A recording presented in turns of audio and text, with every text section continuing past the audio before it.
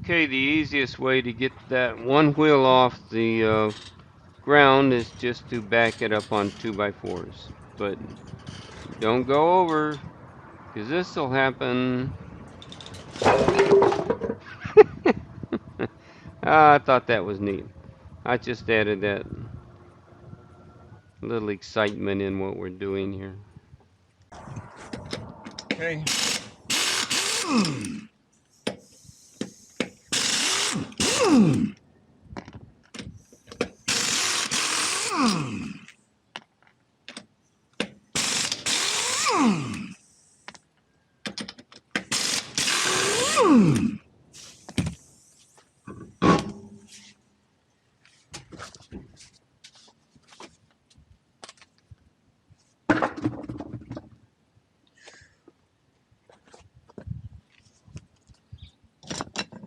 Okay, let's see if we can get the cap off.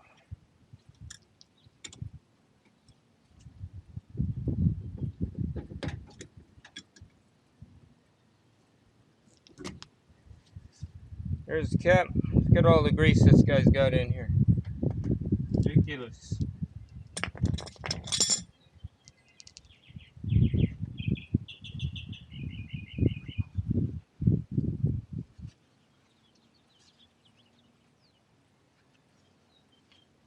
Way too much grease and this thin stuff will just leak out.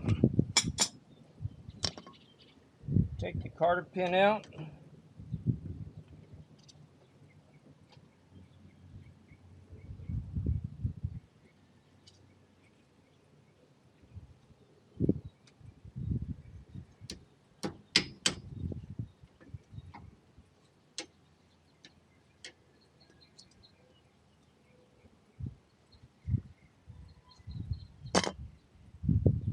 And we'll get the nut off there.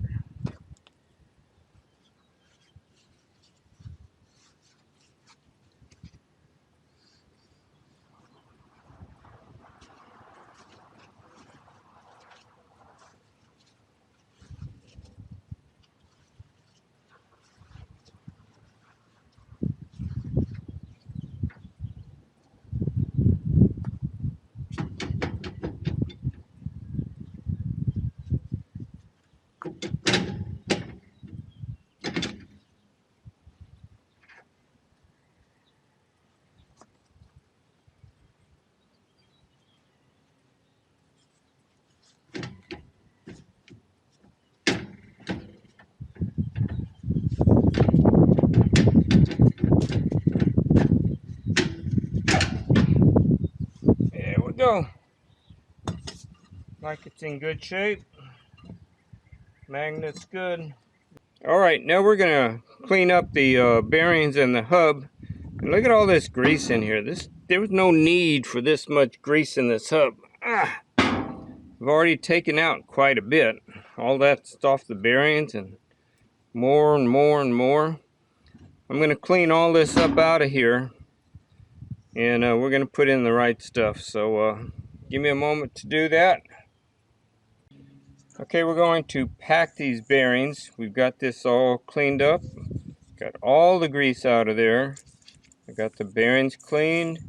Use some solvent from your auto parts store and blow it, clean it up really good. Blow it out with air. Check the bearing.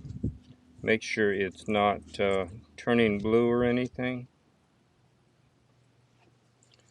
So check the races. Make sure they're not turning blue. Any discoloration. We're going to pack both of these bearings, and we're going to do it the old style. We're going to take some grease.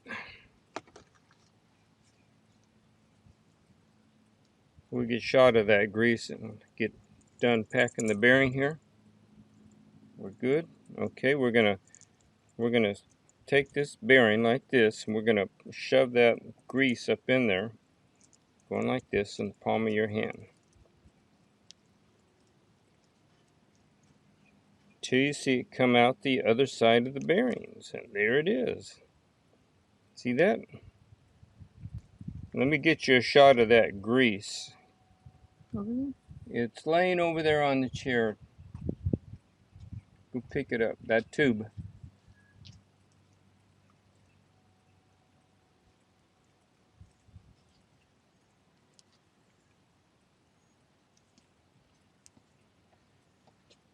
Okay, get the in front of the camera there. Good, you're shadowing the grease. It says red and tacky grease, number 2, Lucas. Okay, that's the grease I'm using. Now I'm going to finish this. Put the bearing in, and then we're going to put this seal on. This bearing in here, we'll put the seal in. Now, these are very tight, so I'm going to use a press to put these on instead of just trying to tap it in with a hammer. Sometimes that doesn't work. You need to use a press or a bearing driver. I don't have the right size driver for this, so I'm going to press it in. Be back. Good? Yes. Okay, we got the seal in. I can't tell you how to use a hydraulic press. It's one of those little ones from Harbor Freight. Works. We got this all cleaned up. We're not worrying about the dust in here, dust to come back. If it's real bad, you could blow it off, but not necessary. Put this on, wiggle it over the brake shoes, and over the seal.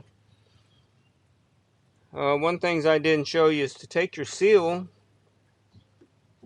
and make sure it fits on that race on the axle. So we got that on. Don't forget your washer, and then you put your castle nut on.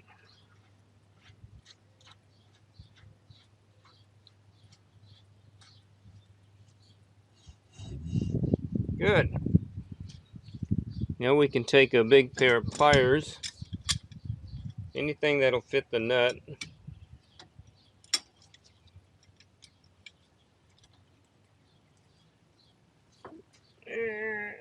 Make it so it tight and back it up. We're going to spin it, and we're just going to bring this castle nut down to where it's snug, and we're going to back it up to the next castle that will go in the Carter key. And that's it. I got a new Carter key. I'm going to put a new Carter key in there. The grease search should be tight. Make sure it's tight. I don't advise using the grease search, but in extreme conditions, you might need to use it. Okay, we're going to put a new Carter key in. Bring this up and around.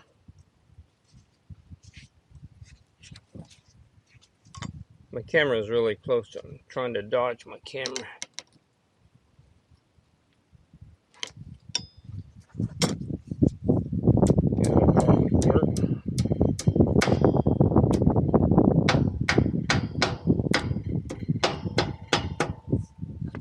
It might be a little long for my cap, so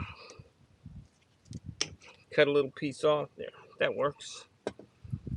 Now we've got grease in there. The grease in the hub is level to the bearing races.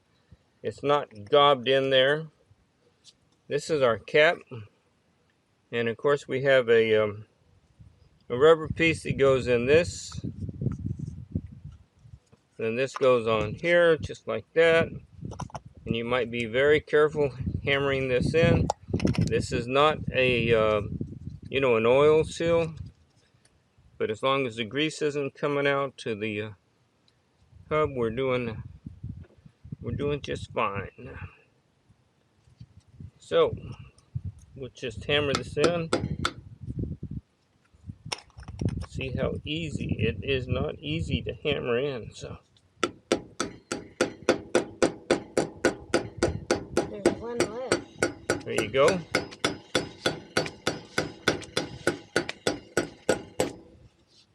Cool.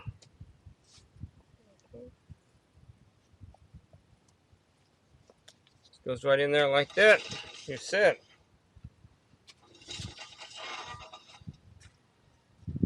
a travel trailer, not a boat trailer, so it doesn't need to be waterproof. Now people suggest, the internet suggests maintenance on these once a year, twice a year. Depends on how much you use it. And what's your location? Where are you? If you're where it's wet and a lot of rain, if you run through water, you might do it twice a year if you're out a lot. Otherwise, once a year is good enough for me. Actually, with my travel, it's just getting it out 2 or 3 times a year. 3 years is good enough for me. That's it. I guess we can close this up. Is it still recording? All right, we're done.